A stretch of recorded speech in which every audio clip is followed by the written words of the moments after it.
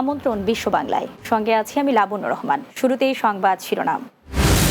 জাপানে বাড়ছে বাংলাদেশিদের কর্মসংস্থানের সুযোগ, ভাষা ও সংস্কৃতিগত জ্ঞান বিকাশের পরামর্শ। অভিবাসীদের আইনের বাইরে যাওয়ার কোনো সুযোগ নেই জানালেন মালয়েশিয়ার স্বরাষ্ট্রমন্ত্রী। আইন ভঙ্গকারীর বিরুদ্ধে পাস বাতিলের হুঁশিয়ারি। এবং বাংলাদেশি শিক্ষার্থীদের জন্য জাপানিজ প্রতিষ্ঠানের সেমিনার অনুষ্ঠিত, ভিসা সফলতা নিশ্চিতকরণের সঠিক প্রস্তুতি নেওয়ার আহ্বান।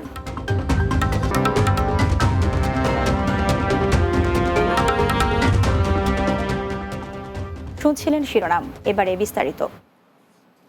জাপানে কর্মসংস্থানের অপার সুযোগ থাকলেও ভাষা ও সংস্কৃতিগত জ্ঞানের অভাবে বাংলাদেশিরা সেই সুযোগ পুরোপুরি কাজে লাগাতে পারছে না।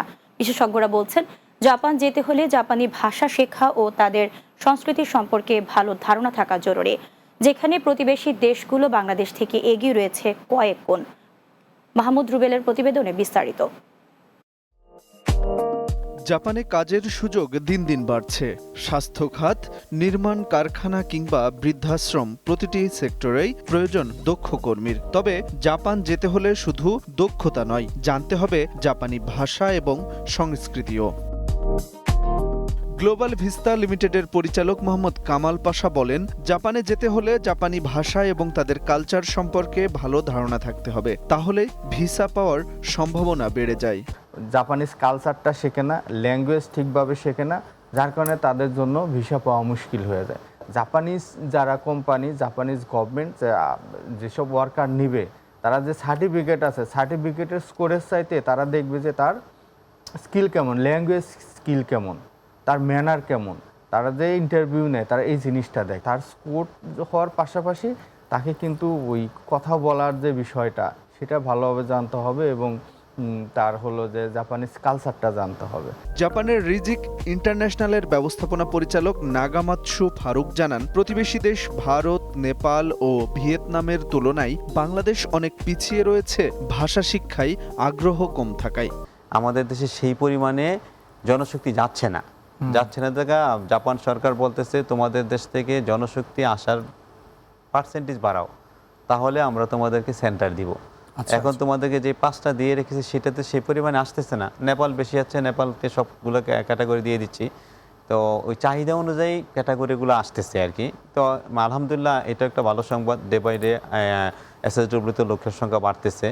বিশেষজ্ঞরা বলছেন, জাপানে কাজের সুযোগ পেতে হলে ভাষা শিক্ষাকে গুরুত্ব দিতে হবে এখন থেকেই। জাপানি ভাষায় দক্ষতা আর সংস্কৃতির প্রতি সম্মান, এই দুই হতে পারে ভিসা পাওয়ার মূল চাবিকাঠি।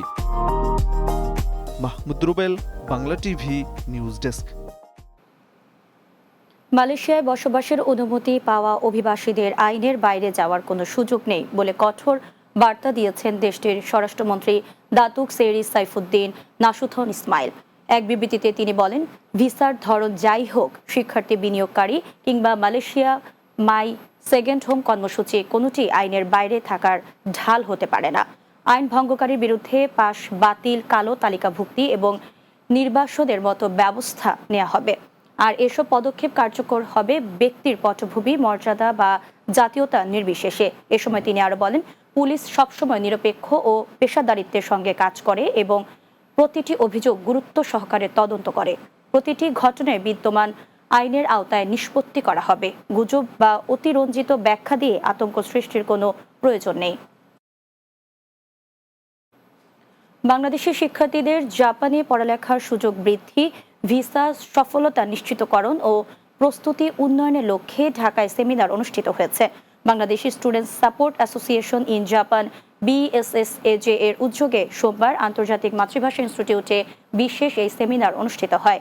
BSSAJ এর প্রেসিডেন্ট নাগামাৎসু ফারুকের সভাপতিত্বে এতে প্রধান অতিথি ছিলেন ঢাকা বিশ্ববিদ্যালয়ের ইনস্টিটিউট অব মডার্ন ল্যাঙ্গুয়েজেস এর প্রফেসর ডক্টর মোহাম্মদ আনসারুল আলম। বিশেষ অতিথি ছিলেন বাংলাদেশ সরকারের অতিরিক্ত সচিব ডক্টর মোহাম্মদ ফজলুল হক, ডক্টর মোহাম্মদ ফারুক হোসাইন, BMETর পরিচালক ইঞ্জিনিয়ার মোহাম্মদ সালাউদ্দিন, জাপানের ইউনিভার্সিটি অব হিয়োগোর প্রফেসর ডক্টর বিষ্ণু কুমার অধিকারী এবং JBCI এর পরিচালক আহমেদুল হাসান বাবু, ইসলাম বাবু ও উপদেষ্টা অধ্যাপক অজয় মৈত্র সহ আরও অনেকে। এ সময় শিক্ষার্থীদের ভিসা প্রক্রিয়া, সাংস্কৃতিক অভিযোজন, জাপানের জীবনমাত্রা ও সঠিক প্রস্তুতির গুরুত্ব নিয়ে বক্তব্য রাখেন অতিথিরা। সেমিনারে দেশের বিভিন্ন প্রান্ত থেকে আসা প্রায় 400 জন জাপানি ভাষার শিক্ষার্থী অংশগ্রহণ করেন।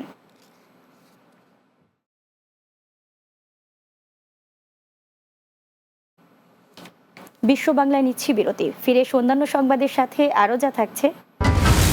জার্মান প্রবাসী শাহজালাল বিজ্ঞান ও প্রযুক্তি বিশ্ববিদ্যালয়ের প্রাক্তন শিক্ষার্থীদের পুনর্মিলনী অনুষ্ঠিত, আয়োজন পরিণত হয় মিলন মেলায়।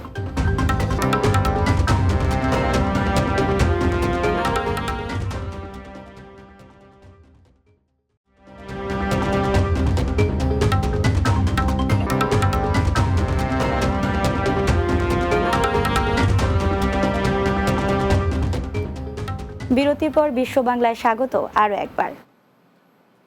ফ্রান্সে শ্রীকৃষ্ণের জন্মাষ্টমী উৎসব পালন করা হয়েছে। ফ্রান্স প্রতিনিধি রাসেল আহমেদ জানান, প্যারিসের লা কর্ভ এর একটি হলে আনন্দ উল্লাসের মধ্য দিয়ে এই উৎসব পালন করা হয়।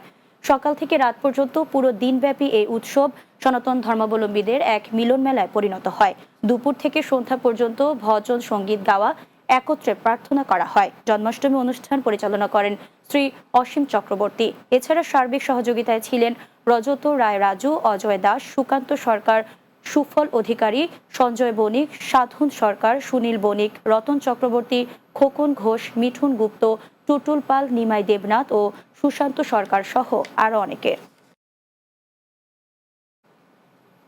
আনন্দঘন পরিবেশে অনুষ্ঠিত হল জার্মান প্রবাসী শাহজালাল বিজ্ঞান ও প্রযুক্তি বিশ্ববিদ্যালয়ের প্রাক্তন শিক্ষার্থীদের পুনর্মিলনী 2025।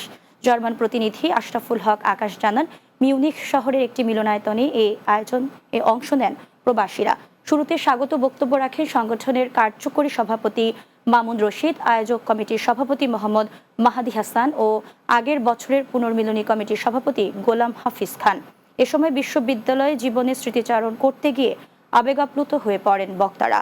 পরে সাবি প্রবি অ্যালামনাই সমিতির নতুন ওয়েবসাইট ও গঠনতন্ত্র উপস্থাপন করেন ডক্টর নিধু লাল বণিক। এছাড়াও 11 সদস্যের নতুন কার্যনির্বাহী কমিটি ঘোষণাও করা হয়। এতে নাদেরা সুলতানা তানি প্রেসিডেন্ট এবং আঞ্জুমান আরা শাম্মী ভাইস প্রেসিডেন্ট নির্বাচিত হন। আগামী পুনর্মিলনী অনুষ্ঠিত হবে 2027 সালে জার্মানির এসেন শহরে।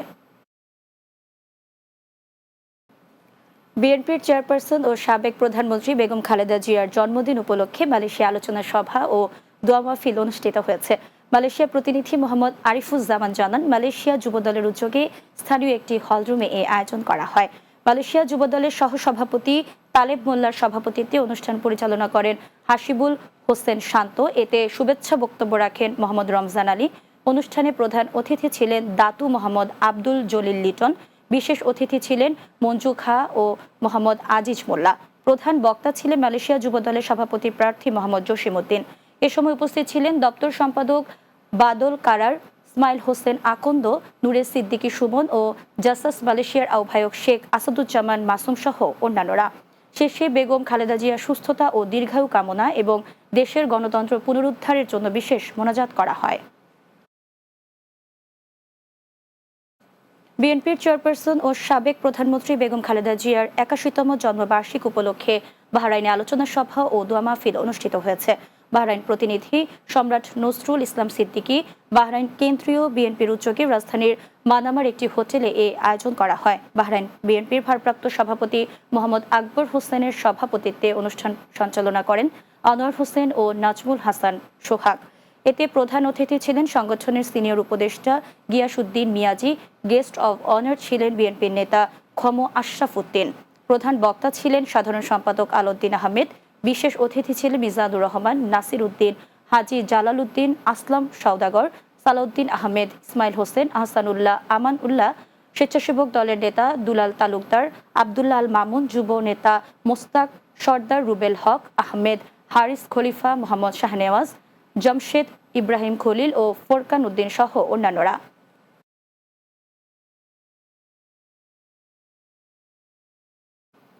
শেষ করব বিশ্ব বাংলা। যাওয়ার আগে সংবাদ শিরোনামগুলো জানিয়ে দিচ্ছি আরও একবার। জাপানে বাড়ছে বাংলাদেশিদের কর্মসংস্থানের সুযোগ, ভাষা ও সংস্কৃতিগত জ্ঞান বিকাশের পরামর্শ। অভিবাসীদের আইনের বাইরে যাওয়ার কোনো সুযোগ নেই জানালেন মালয়েশিয়ার স্বরাষ্ট্রমন্ত্রী। আইন ভঙ্গকারীর বিরুদ্ধে পাশ বাতিলের হুঁশিয়ারি। বাংলাদেশের শিক্ষার্থীদের জন্য জাপানিজ প্রতিষ্ঠানের সেমিনার অনুষ্ঠিত। ভিসা সফলতা নিশ্চিতকরণের সঠিক প্রস্তুতি নেয়ার আহ্বান। এবং জার্মান প্রবাসী শাহজালাল বিজ্ঞান ও প্রযুক্তি বিশ্ববিদ্যালয়ের প্রাক্তন শিক্ষার্থীদের পুনর্মিলনী অনুষ্ঠিত। আয়োজন পরিণত হয় মিলন মেলায়।